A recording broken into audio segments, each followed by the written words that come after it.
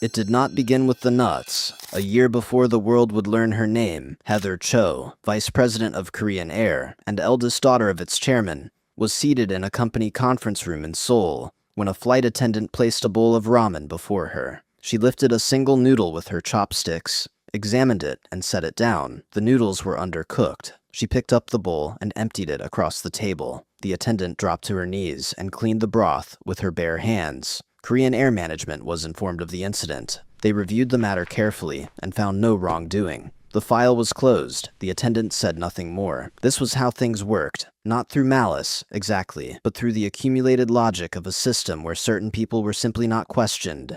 In South Korea, the families who ran the great conglomerates, the Chaebols, occupied a social altitude where the ordinary rules of conduct did not fully apply. Heather had grown up at that altitude. She did not think of herself as cruel. She thought of herself as correct. The ramen incident was buried. It would stay buried for over a year. But patterns, once established, tend to repeat. On the morning of December 5, 2014, Korean Air Flight 086 was preparing to depart John F. Kennedy International Airport for Incheon. It was an Airbus A380. One of the largest passenger aircraft in the world, carrying 250 people and a full crew. The flight had been loaded, boarded, and pushed back. It was taxiing toward the runway when the incident began. Heather Cho was seated in seat 1A of the first-class cabin. She was 40 years old, dressed precisely, and in the habit of treating the airline as an extension of her own household, which, in a meaningful sense, it was.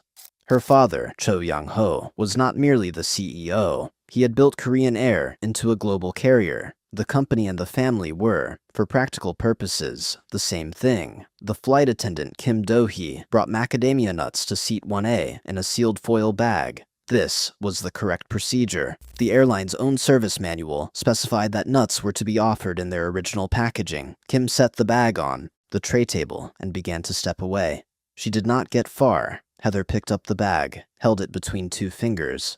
In the quiet of the first-class cabin, 12 seats, champagne, the soft hum of engines, the gesture carried enormous weight. She called Kim back. She asked why the nuts were in a bag. Kim began to explain the service protocol. Heather cut her off and summoned the cabin crew chief, Park Chang-jin. Park was 52 years old and had served Korean Air for 22 years. He was a professional in the truest sense, the kind of man who carried his composure like a second uniform. He arrived at seat 1A and offered a measured apology. He said the service oversight would be reviewed. He was calm, thorough, and entirely incorrect in his assumption that this would be enough. Heather ordered both Park and Kim to kneel in the aisle of the taxiing aircraft. They knelt. She then reached into the seat pocket and removed the in-flight service manual, a hardback document with a sharp spine, opened it and struck Park's knuckles with its edge. Once, twice. The sound was clean and distinct in the silent cabin. The other first-class passengers stared at the windows, at their champagne, at nothing in particular. No one spoke. Heather stood, walked to the front of the cabin, and picked up the crew intercom. She instructed the pilots to return the aircraft to the gate. Park Chung-jin was to be removed from the flight. The pilots complied. The plane turned back. 20 minutes later, Park walked down the jet bridge at JFK with his carry-on bag, removed from a flight he had been qualified to crew for over 2 decades. The aircraft then departed for Seoul. The 250 passengers in economy were told there had been a minor delay. Korean Air apologized for the inconvenience. In the days that followed, Korean Air moved quickly to contain the story. A company executive instructed employees to delete records of the incident. A senior manager, Yeo Woon-jin, met privately with Kim Do-hee and encouraged her to describe what had happened as a routine service inspection. Nothing more. The airline's official position was that Heather had simply been performing her duties as a quality control executive, reviewing in-flight service standards. This was, in its way, an extraordinary claim. The idea that striking a crew member's hands and ordering a plane back to the gate constituted standard management practice was offered with a straight face.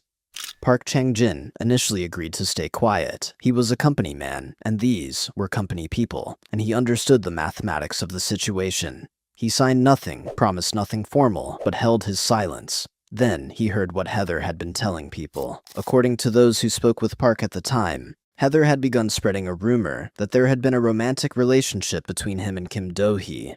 and that this, not the nuts, was the real reason she'd had him removed from the flight.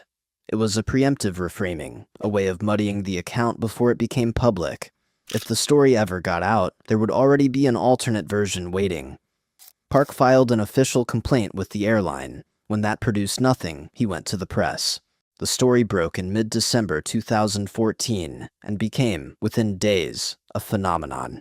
In South Korea, it tapped into a current of resentment that had been building for years, a deep collective frustration with the behavior of Chaebol families, with the assumption of immunity that seemed to come with dynastic wealth.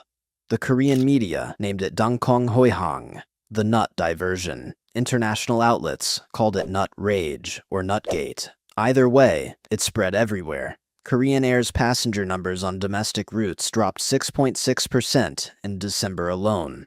The chairman, Cho Young-ho, issued a public apology, calling his daughter's behavior foolish. Heather herself resigned from her executive positions, visited the homes of Park and Kim to apologize in person, found neither of them home, and left handwritten notes.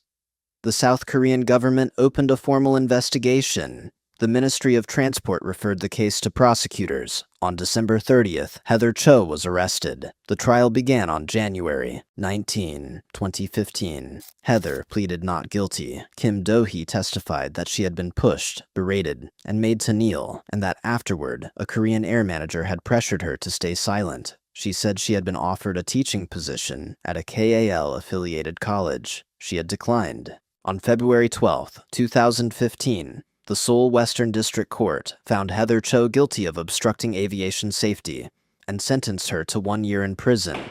The judge's remarks were direct. She had used the aircraft as if it were her personal vehicle. A passenger, regardless of name, title, or parentage, could not override the crew, alter a flight path, or expel a staff member from duty. The court found that she had done all three. Park Chang-jin sat in the back of the gallery as the verdict was read. He did not celebrate. He looked by most accounts simply tired. Heather appeared in court in a green prison uniform, her hair loose, her eyes on the floor. Before sentencing, she was allowed to speak. "I don't know how to find forgiveness," she said. She served 5 months before an appeals court reduced her sentence to 10 months, suspended. Korean Air was later ordered to pay Park 50 million won in damages. Yo Woon-jin, the manager who had pressured the crew to lie, was convicted of obstruction. In the aftermath, South Korean lawmakers introduced new legislation increasing penalties for unruly airline passengers.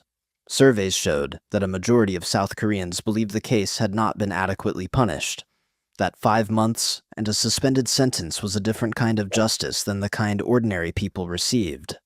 The incident did something else, too. It gave a name to something that had always existed, but had never quite been named in public discourse. The word was Gapjil, the abuse of power by those in authority over others, the casual cruelty that wealth and hierarchy permit. It was not a new word, but the nut rage incident made it common vocabulary. People used it to describe their own bosses, their own employers, the particular texture of powerlessness they recognized in what Park and Kim had endured. A bag of macadamia nuts, correctly served in its original packaging, per Korean Air's own manual, had become a national referendum on who was allowed to be treated as a human being. The answer, eventually, was everyone.